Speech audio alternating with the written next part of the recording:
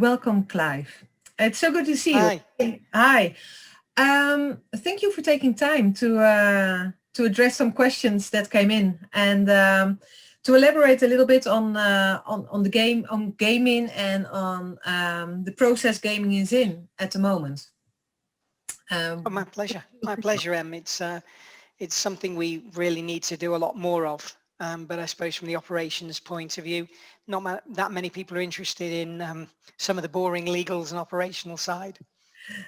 Oh, I don't know about that. I think there's always people who are interested in. But before we elaborate on that, so thank you for joining us, and thank you for watching, to those who are watching this today.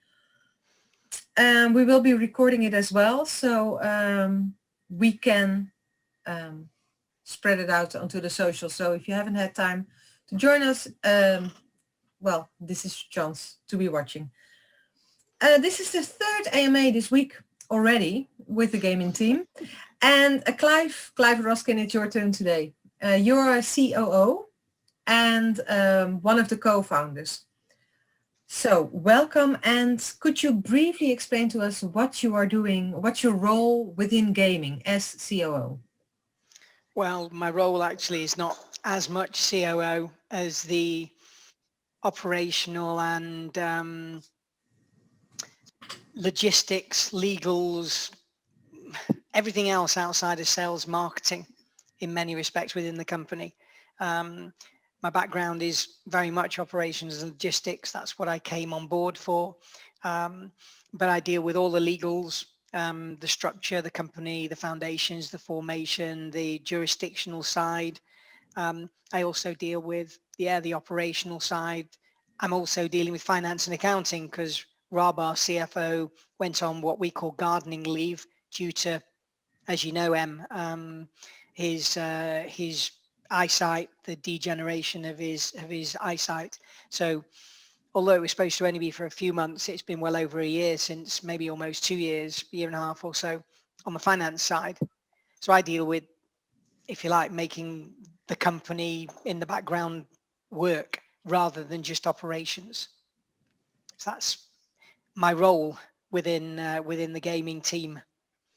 It's a lot, and you have been working together for a long time already. You know each other for a long time. Does it make it easier? No.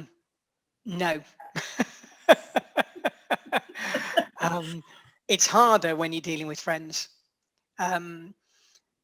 It's easy for Calvin to say, I'm spending this on the product, and Bookie to turn around and say, I'm spending this on QA, at the quality assurance side of things, the testing, Yeah. the the security. It's easy for Bookie to say, Calvin has authorized my spend on the NEP or the development of the machine learning, the AI, and I'm the one who goes, no, I'm sorry, you're not spending on that. I don't have the budget. We've not budgeted for it. It's very difficult turning around to friends and saying, you're not spending. Yeah. Absolutely not. I will not allow it. I've then got 5 people against me. I'm the one who's literally trying to make sure the funding and the investment goes into the areas that we budgeted for rather than overspend. And that's been a battle. And Yeah. I've known Martin, we worked out the other day, 30 years. I've known Calvin 25 plus years. It doesn't make it any easier telling people you've known a long time, you've had a lot of fun with, they aren't spending any money. No. So no, No, it can be difficult. It can be very difficult. I can imagine, and I'm sure that, well, I'm sure they wouldn't want to trade places with you, probably. No. Um, you are not an avid gamer. What surprised you most about the community? Wow, it's a different world. I'm the only one of the team who's never gamed in my life. I mean, never.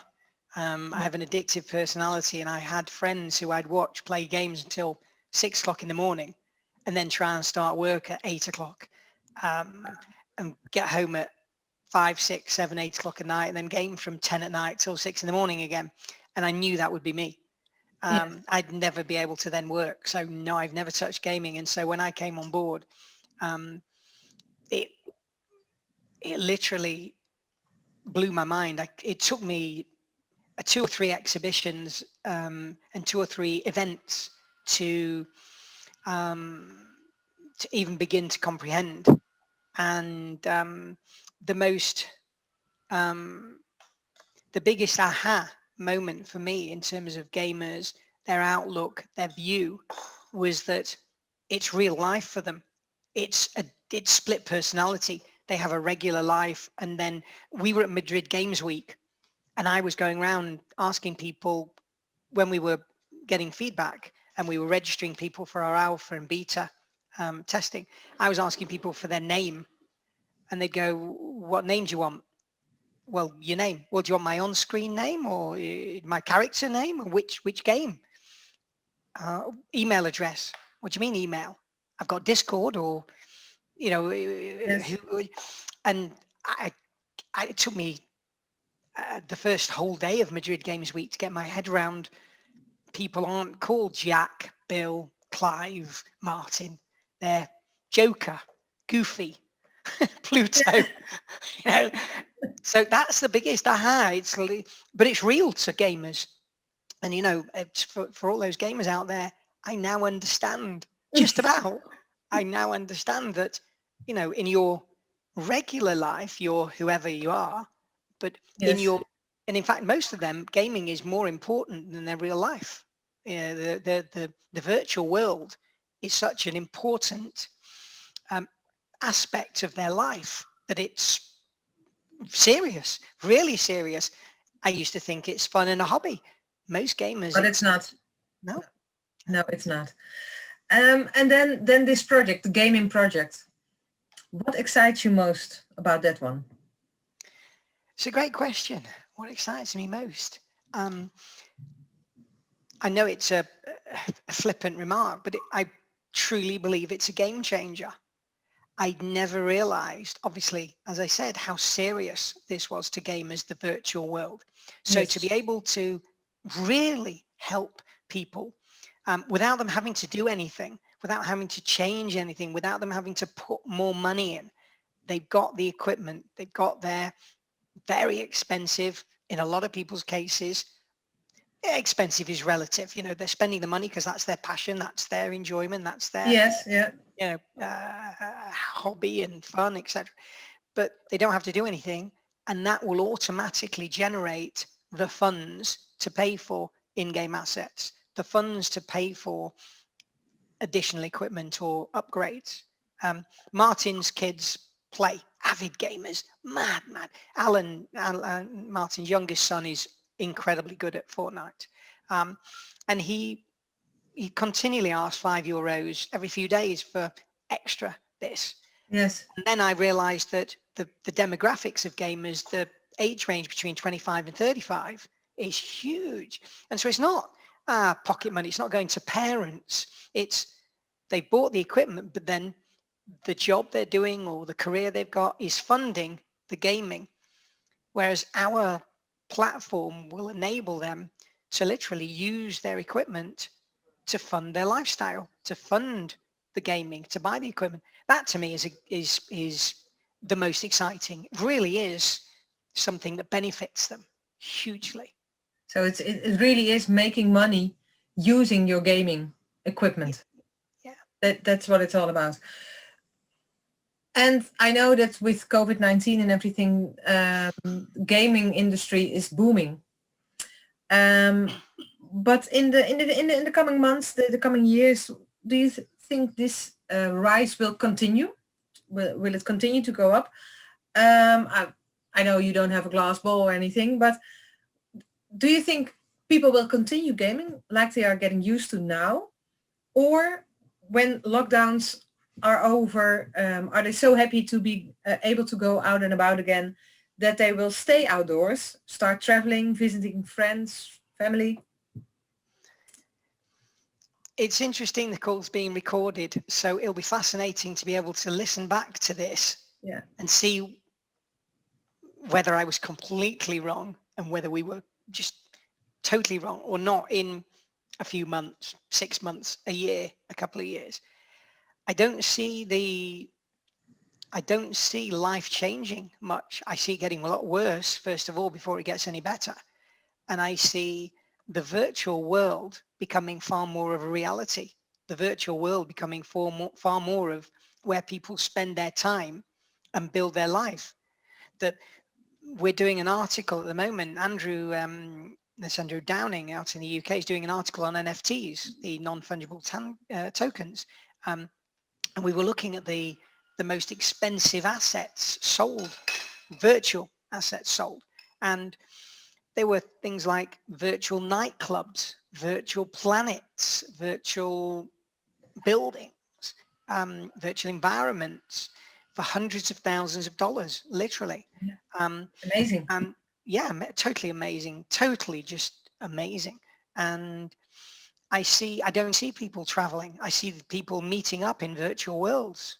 Well, and Alan Martin's kid, Calvin Jr., Calvin's son, William, Calvin's other kid, and Bookie's kids, they play with people all over the world. They wouldn't literally hop on a plane and go and see them in Australia. They wouldn't get on a plane and go over to China or Japan and meet the Asian friends they've built up, or Bookies in Israel go over to America or Canada.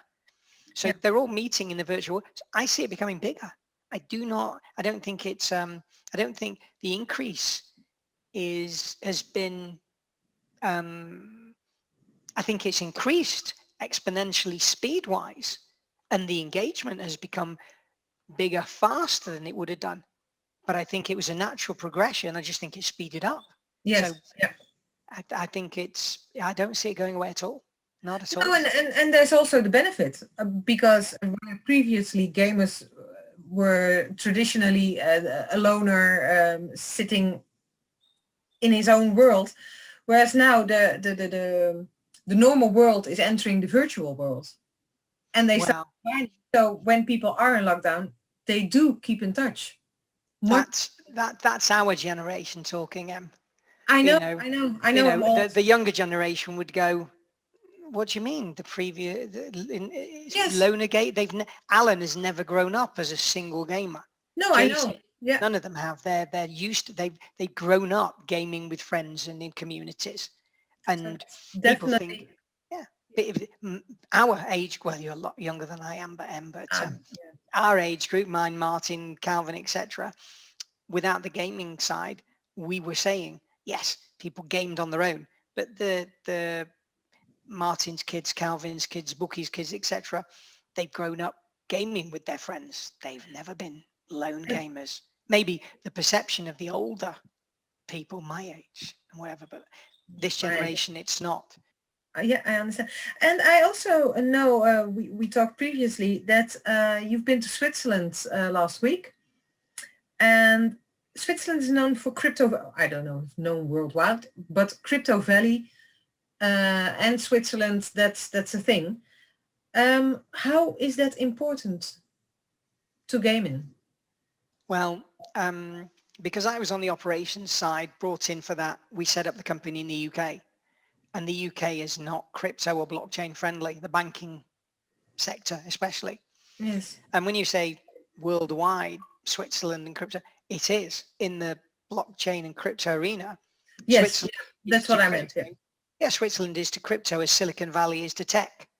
Yes. So Crypto Valley in Zug, amazingly enough, which was, my partner's Susie is born and bred from Zug.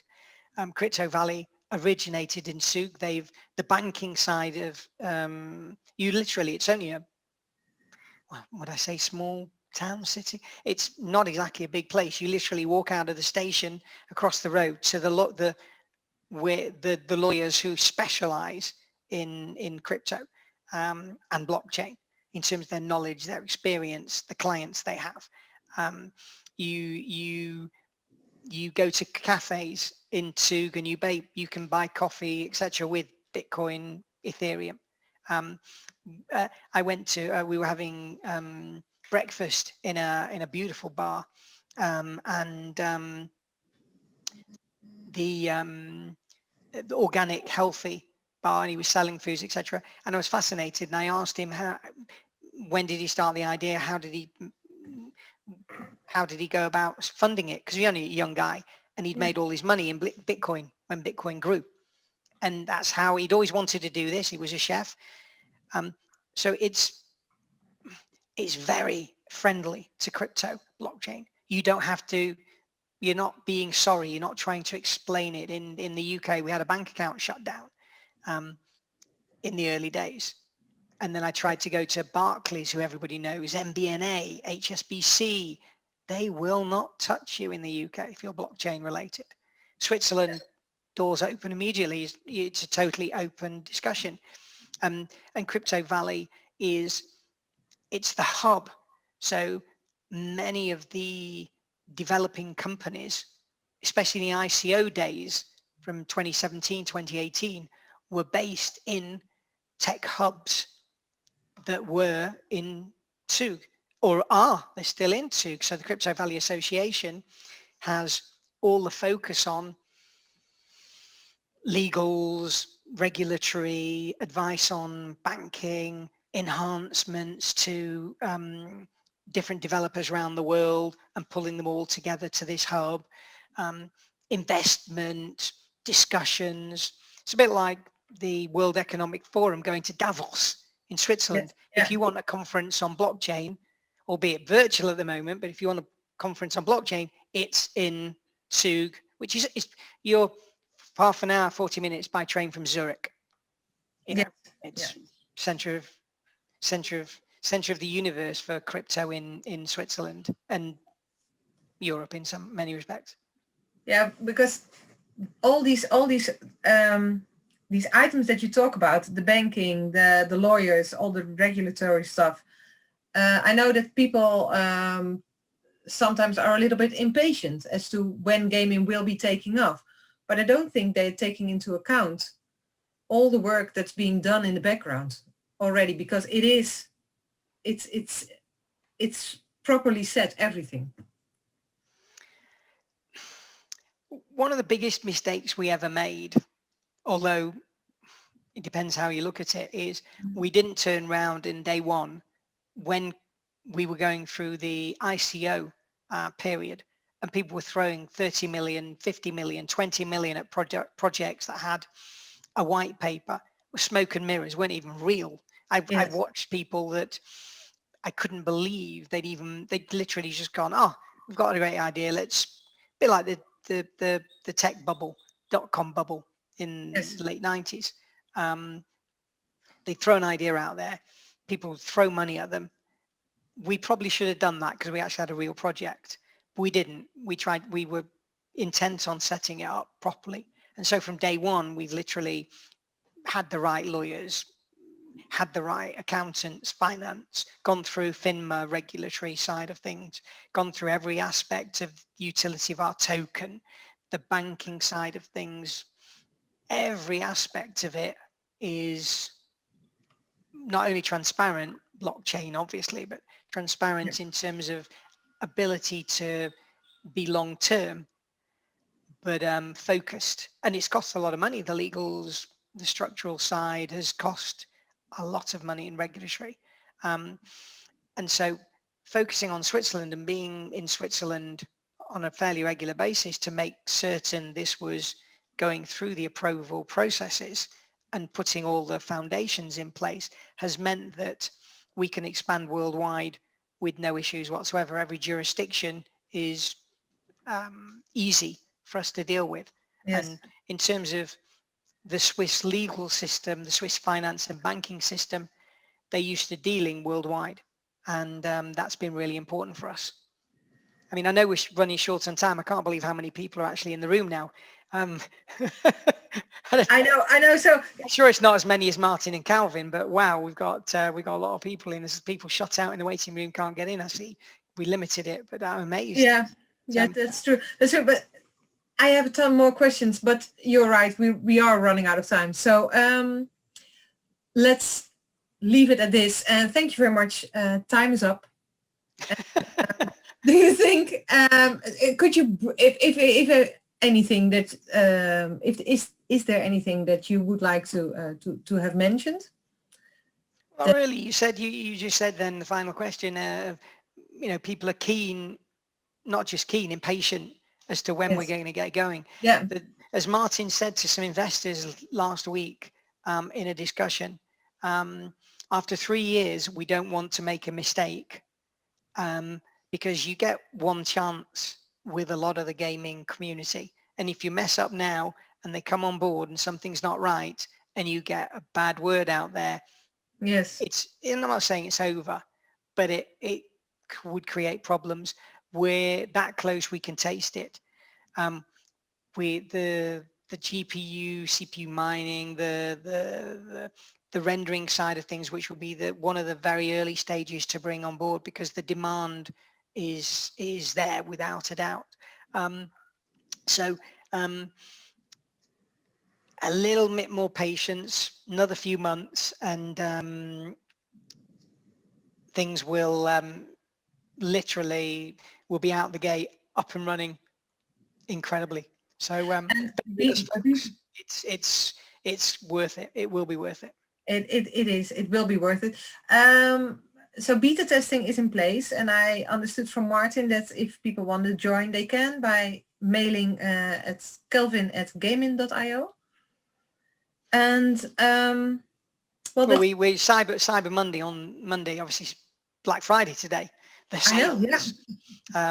But Cyber Monday is a really important day for the cyber community on Monday. We chose that day to do the next stage of our staggered onboarding. So Monday, the next phase of gamers, and it's either calvin@gaimin.io or .gg, which is the latest phase.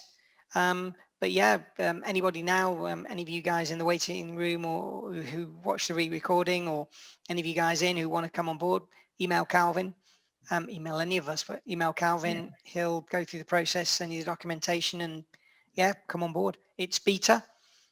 We're going into the next phase within the next few weeks, but it's come and make history with us. Well, on those words, thank you very much. And the next AMA will be on Sunday, 29th, with Andrew Faridani, who is CMO. And then on Cyber Monday, we will be talking to Bookie Benatan, who is CTO. And that's it for today. Thank you very much.